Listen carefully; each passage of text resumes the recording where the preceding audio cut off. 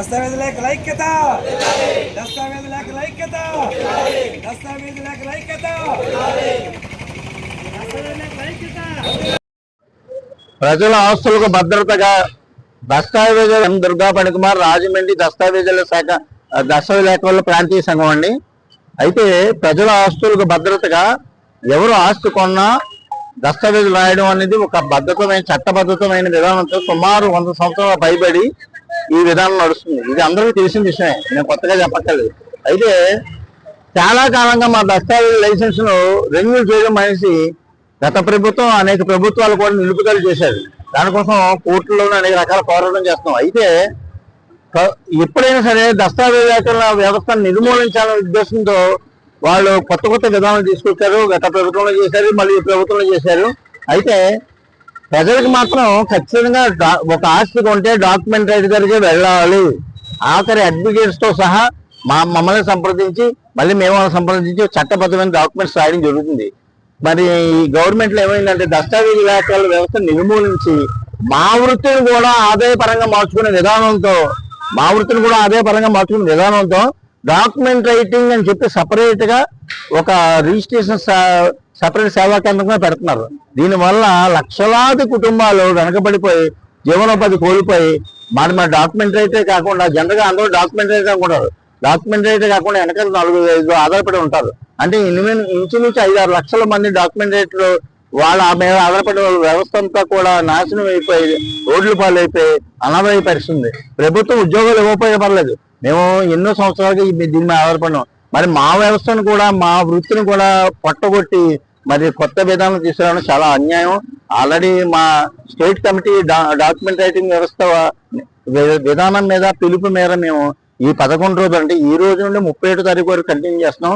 దీన్ని ప్రభుత్వం గుర్తించి అనేక రకమైన ఉద్యోగాలు ఇస్తాము, అనేక రకమైన కంపెనీలు తీసుకొస్తాం అంటున్నారు. కానీ మరి మాకు ఏ కంపెనీ తీసుకురాకూడదు, మా విధానం రద్దు చేయకుండా ఉంటే చాలని మేము కోరుకుంటున్నాం. దీని నిమిత్తం మేము ఈ 11 రోజులు కూడా మేము తీవ్రమైన నిరసన వ్యక్తం చేస్తున్నాం.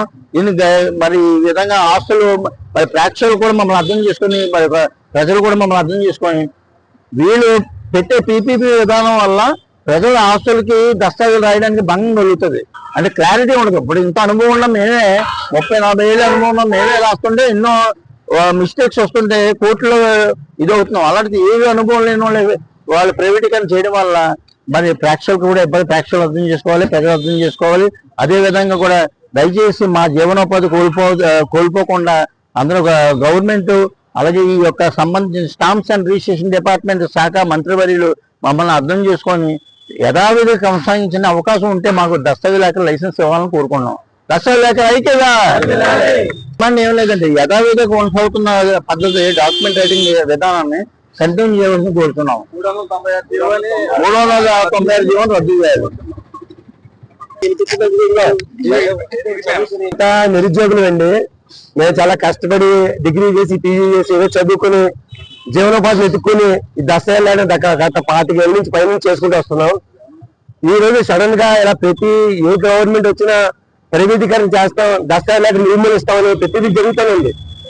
మేమేమో ఉచితంగా ఇమ్మని కోరట్లేదు, మాకు పెన్షన్ కోరట్లేదు, మా భవిష్యత్తు పాడు చేసి కోరుకుంటున్నాం. మేమంతా కష్టపడి నేర్చుకుని ప్రతి దస్తావేజు రాస్తూ ప్రజలకు సహాయం చేస్తూ మేము తగినంత ఫీజు తీసుకుని బతుకుతున్నాం. అంతేగాని ప్రభుత్వం ఏ రోజు జీతం కోరలేదు. కానీ ఈ రోజు మమ్మల్ని బతకలేకుండా చేయడం ప్రయత్నం చేస్తున్నారు. దయచేసి అర్థం చేసుకుని మమ్మల్ని మా కుటుంబాన్ని రోడ్డు పడవలు చూడవలసి కోరుతున్నారు. దస్తావేజుల ఐక్యత, దస్తావేజుల ఐక్యత, జీవో నెంబర్ 396 పీపీపీ విధానాన్ని దస్తావేజుల ఐక్యత, పీపీపీ విధానాన్ని. వేగవంతమైన వార్తలు, నిజమైన సమాచారం, ప్రజల గొంతుక A24 న్యూస్ తెలుగు. మీరు కూడా ఇప్పుడే A24 news Telugu YouTube channel subscribe చేయండి. A24 న్యూస్ తెలుగు మీ నిజం కోసం, ప్రజల కోసం, ప్రతిక్షణం మీతోనే.